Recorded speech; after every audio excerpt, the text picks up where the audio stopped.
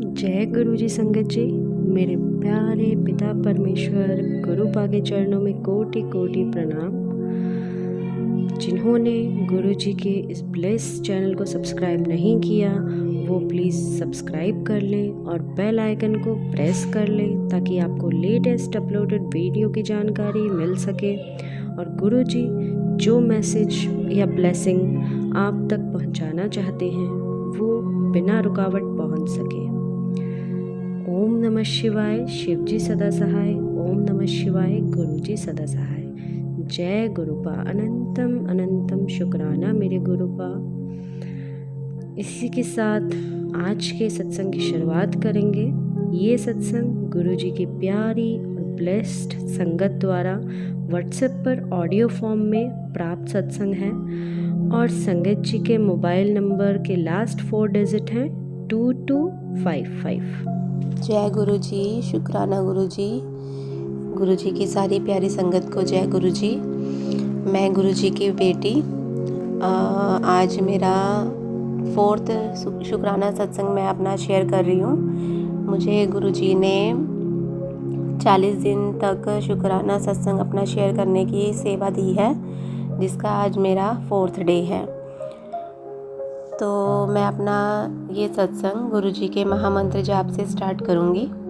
ओम नमः शिवाय, शिव जी सदा सहाय। ओम नमः शिवाय, गुरु जी सदा सहाय। जय गुरु जी, शुक्राना गुरु जी। संगत जी, मैं इस सत्संग में आज ही का ही अपना जो सत्संग है वो शेयर करना चाहती हूँ कि कल मैंने अपने तीसरे सत्संग में ये बताया था कि मेरे हस्बैंड की कैसे कल एक्टिवा स्लिप होकर उनके पैर पे कुछ स्वेलिंग आ गई थी। तो आज मॉर्निंग में वो उठे तो उनसे क्या हुआ कि बिल्कुल भी चला नहीं गया, जबकि कल उन्होंने मूव लगा के स्प्रे करके पट्टी कर दी थी। बट आज मॉर्निंग में तो बिल्कुल मूव नहीं हुआ उनका पैर। तो मैंने यही सोचा कि चलो आज ऐसा करती हूँ, मेडिसिन तो चलो बाद में अब लेंगे, 10-11 बजे शॉप खुलती है। तो मैं गुरुजी के पास जो हमने घी रखा है दीपक जलाने के लिए, वो ब्लेस्ड घी ही हुआ अगर वो गुरुजी के नाम का है और गुरुजी के मंदिर में रखा है मैंने। तो मैंने बस वो घी लेने के लिए मैं गई। मेरे हस्बैंड ने बोला था कि थोड़ा सा पैर बस दबा दो। तो दबाने से मुझे ध्यान आया कि नॉर्मल क्या दबाना, चलो मैं घी की मालिश करती हूँ जो गुरुजी वाला घी है। तो मैं गई मंदिर में लेने के लिए। तो मैंने मंदिर में अपने गुरुजी का जो स्वरूप है, जो भी मेरे पास 2-3 स्वरूप है, वो मैंने टेबल के ऊपर रखे हैं। एक वॉल पे, एक टेबल के ऊपर है, और जो उनके चरण स्वरूप है उसी टेबल में एक स्लैब नीचे भी है। तो चरण स्वरूप और उनके जो छोटी पादुकाएं हैं जो मिनी आती हैं, मिनी सोफ़ा, और उनका जो वो भी मैंने एक सेट रखा है, गद्दी और उनके चरण।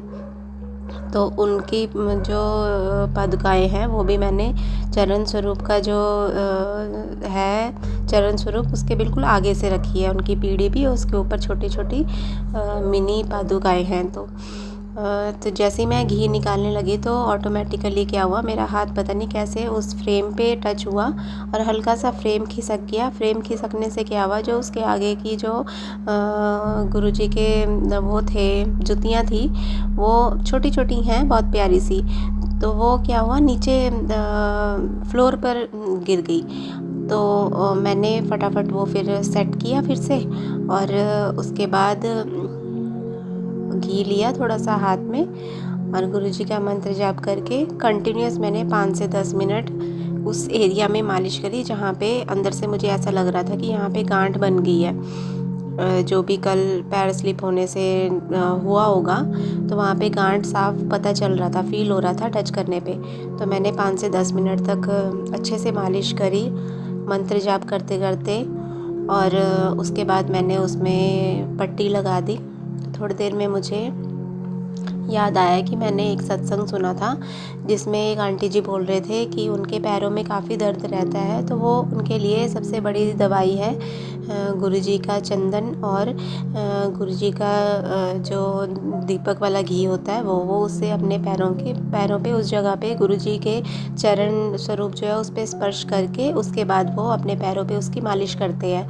तो मुझे यही ध्यान आया कि जब मैं वो घी ले रही थी तो मेरे हाथ से शायद गुरुजी ने पहले अपने चरण स्वरूप को वो ब्लेस करवाना था, उसको टच करवाना था, उसके बाद मुझे घी को टच करवाया। तो एक तरह से गुरुजी ने मुझे हेल्प कर दी इस चीज़ में कि अगर मैं ये चीज़ भूल भी रही हूँ कि मुझे सही तरीके से कैसे करना है, कि पहले गुरुजी के चरण को स्वरूप को स्पर्श करना है और उसके बाद मैंने घी को टच करके फिर वो ब्लेस्ड हो जाता है।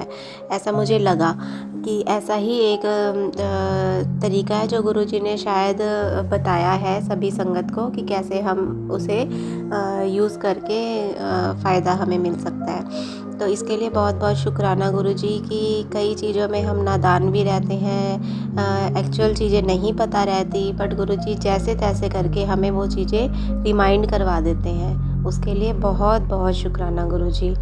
दूसरा सत्संग मेरा ये है कि आज ही मेरा बेटा जो है स्कूल गया, स्कूल से जब घर आया तो उसने मुझे आया, मम्मी एक बैड न्यूज़ है। मैंने कहा क्या हुआ बेटा?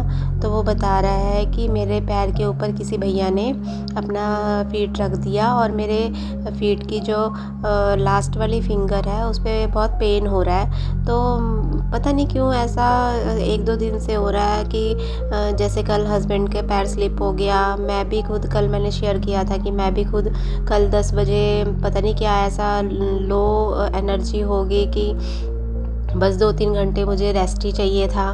उसके बाद आज बेटे का ऐसा हो गया। रात के टाइम मेरी बेटी का पता चला, वो अपनी नानी जी के साथ मंदिर गई थी, वहाँ पे कह रहे हैं कि किसी बच्चे ने उसको थोड़ा सा धक्का दे दिया।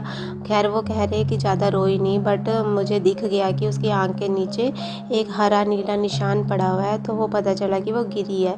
तो पता नहीं हम चारों पर ही क्यों ऐसा जो संकट था कि कल आया, आज भी तो शायद दिन हो रहे हों, कष्टकारी चल रहे हों, बट गुरुजी हैं हमारे साथ, तो मुझे इस चीज़ की कोई भी टेंशन नहीं है कि कुछ भी हमारा बाल भी बांका हो सकता है। गुरुजी ने जो भी किया शायद छोटे में हमारा कष्ट काटा। मुझे 2 दिन पहले एक तितली थी, जो हम वॉक पे जाते हैं तो मुझे पीली तितली मरी हुई मिली।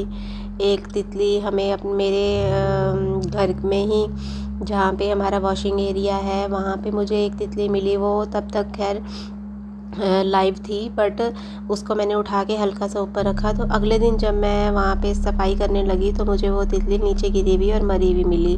उसके बाद जब नेक्स्ट डे मैं वॉक पे गई मॉर्निंग में तो मुझे रास्ते में ही एक चूहा मरा हुआ मिला।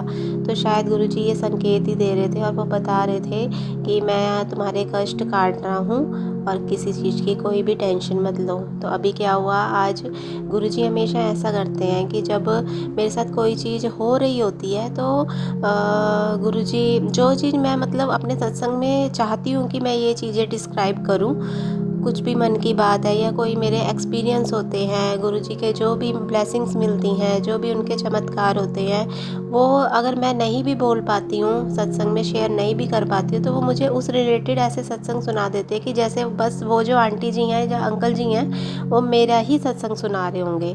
तो इससे मुझे ऐसा लगता है कि गुरुजी बोलते हैं कि चल अगर तू नहीं ये चीज़ें बोल पाई तो चलो मेरे बिहाफ पे कोई और आंटी जी इस चीज़ को बोल रहे हैं। तो इस चीज़ को सुन के भी बहुत सुकून मिल जाता है कि चलो ये चीज़ किसी के भी थ्रू हुई लेकिन शेयर तो हुई, सत्संग मेरा शेयर तो हुआ।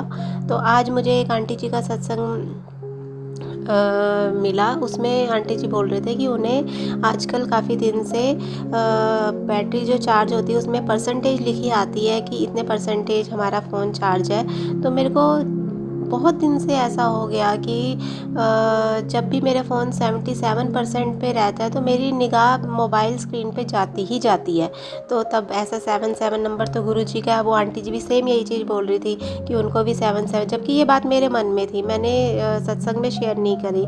तो गुरुजी ने मुझे वो चीज़ सुना दी कि ये ब्लेसिंग्स ही हैं। तो इसके लिए बहुत बहुत शुक्राना गुरुजी कि मुझे भी सेम यही चीज़ें दिखती हैं। गुरुजी की बहुत ब्लेसिंग्स, बहुत कृपा है मुझ पर, मेरे परिवार पर। आज मेरे मम्मा आए थे तो उन्होंने बताया कि मेरे पापा का जो डायबिटीज़ है वो भी कंट्रोल में है, उनका जो बीपी है वो भी कंट्रोल में है। तो कहते हैं ना कि गुरुजी से अगर कोई फैमिली का 1% जुड़ जाता है तो गुरुजी पूरी फैमिली का कल्याण करते हैं। तो बस चाहे मेरे फादर गुरुजी से अभी कनेक्टेड नहीं हुए, मेरे मदर नहीं कनेक्टेड हुए, बट खुशी है कि गुरुजी उन पे भी अपनी कृपा रख रहे हैं, उनके सर पे भी अपना हाथ रख रहे हैं। तो उसके लिए भी बहुत बहुत शुक्राना गुरुजी। मुझे आज एक और सत्संग सुनाई दिया जिसमें आंटी जी बोल रहे थे कि गुरुजी ने उन्हें इंडिकेशन दिया कि गोपाल, लड्डू गोपाल और गुरुजी एक ही हैं। तो उनको शायद कोई सपना आ रहा था, वो अपना सपना सुना रहे थे कि सपने में वो सोच रहे थे कि मैंने गुरुजी को दूध का भोग लगाना है, तो दूध में मैं क्या फ्लेवर्ड बनाऊं या कैसा बनाऊं। तो कह रहे गुरुजी उसी टाइम ही सपने में ही वो आंटी के पास आए और बोले साइड हट, मैं इतना क्या सोच रही है, मैं दूध खुद बना लूँगा। और गुरुजी ने क्या किया, बस सिंपल दूध लिया, उसमें चीनी मिक्स की और वो पी लिया। तो इससे ये उनकी दुविधा दूर होगी कि मैं गुरुजी को किस फ्लेवर्ड में दूध दूँ। तो बस मैंने ये सत्संग सुना तो कहते हैं ना कि जब हम सत्संग सुनते हैं तो वो रिलेट हमारा कभी ना कभी हो जाता है, चाहे वो पहले हो, सत्संग सुनने से पहले वो बात हमसे हमारे साथ हो गई हो या सत्संग सुनने के बाद हो गई हो। लेकिन मेरे साथ तो खैर ऐसा पर्सनली होता ही होता है कि जो भी सत्संग मैं सुनती हूँ तो उसमें मुझे सुनाई दे जाती हैं जो भी मेरे साथ हो रखे होते हैं एक्सपीरियंस, वो मुझे सत्संग में सुन जाते हैं। तो आज क्या हुआ कि रेगुलर बेस पे मैं इवनिंग में चाय का भोग लगाती हूँ, बट आज मुझे 4-5 बजे चाय बनाने का टाइम मिला नहीं। तो बस मैंने अभी सोचा, क्यों मन में पता नहीं आया मेरे ऐसे कि आज चाय नहीं बनाती, चाय चलो थोड़ी देर में गुरुजी को भोग लगा दूँगी जब मेरी गुड़िया आ जाएगी, वो भी बहुत शौक़ से चाय पीती है। तो शायद गुरुजी की बहुत ब्लेसिंग्स हैं उस पर कि वो स्पेशल चाय मांगती है, जबकि वो अभी 2-2.5 साल की है। तो मैं उसे दूध में पत्ती डाल के देती हूँ, तो वही गुरुजी को भी भोग लगाती हूँ और फिर उसके बाद उसको वो प्रसाद दे देती हूँ। तो आज क्या हुआ कि गुड़िया मेरी अभी अपने ग्रैंड मदर के घर में है, तो सोचा कि चलो अभी ऐसा करती हूँ कि दूध गर्म है, उसे थोड़ा सा और गर्म करके और उसमें चीनी मिक्स करके और कुछ साथ में उसके ले लेती हूँ। आजकल है काफ़ी गिफ्ट्स आ रखे हैं, तो उनमें से कोई भी चीज़ चलो मैं भोग लगा देती हूँ। तो तभी याद आया कि मैंने तो आज एक सत्संग सुना था जिसमें आंटी जी बोल रहे हैं कि सपने में गुरुजी ने दूध में चीनी का भोग ग्रहण किया। तो बस वो चीज़ समझ आ गई कि गुरुजी मुझसे भी यही चीज़ बोल रहे हैं कि आज चाय नहीं, आज तो पहले दूध का भोग लगा। तो मैंने अभी दूध गर्म किया, चीनी मिक्स की उसमें और गुरुजी को का भोग रखा। फिर मैंने साथ के साथ पूजा की गुरुजी के मंदिर में, और रेगुलर जो मैं एक माला जपती हूँ मंत्र जाप की, वो किया। उसके बाद मैंने फिर वही दूध थोड़ी देर में वहाँ से उठा के और उसको प्रसाद के रूप में ग्रहण कर लिया। तो बस अब कल हमने जाना है, जैसे मैंने लास्ट सत्संग में भी बताया था, कल हम बड़े मंदिर जा रहे हैं। तो बस गुरुजी से यही अरदास है कि हमारी ये ट्रिप जो हम फर्स्ट टाइम पूरा परिवार जा रहे हैं हम, तो बहुत ब्लेस करे, ये हमारे एक मेमोरेबल ट्रिप हो और कोई भी अड़चन ना आए, गुरुजी की कृपा से सब कुछ बहुत अच्छा हो। आज मैंने अपने हस्बैंड को बोला है कि लोटा लेकर आएंगे, जिसे मैं बड़े मंदिर जाके ब्लेस करवा के लेकर आऊँगी। तो हमें बड़े मंदिर बुलाने के लिए बहुत बहुत शुक्राना गुरुजी, अपनी ब्लेसिंग्स हमें देने के लिए बहुत बहुत शुक्राना गुरुजी। और अभी जब मैं ये प्रसाद ग्रहण कर रही थी दूध का, तो पीते पीते थोड़ी टेंशन हो रही थी कि क्यों ये चीज़ें हो रही हैं। जैसे कष्ट कल मुझ पे भी आया, हस्बैंड पे भी आया, आज बेटे का सुनाई दे गया, गुड़िया को भी मेरे चोट लग गई। तो जैसे ही बस मैंने दूध पीने के बाद, वही आदत है ना हमारी कि फ़ोन हाथ में आए तो चलो हम अपना सोशल मीडिया चलाते हैं। तो मेरा तो सोशल मीडिया चलाने का मेन मोटिव ही यही रहता है, गुरुजी से बातें हो जाए, थोड़ा 2-4 गुरुजी की ब्लेसिंग्स मिल जाए। तो सॉरी गुरुजी।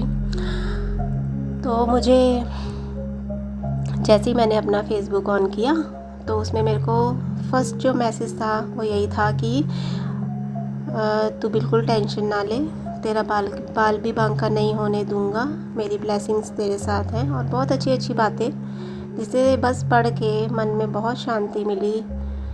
पता तो है कि गुरुजी की कृपा हम पर है, फिर भी ये मैसेज पढ़ के और ही दिल को सुकून मिल जाता है, शांति मिल जाती है।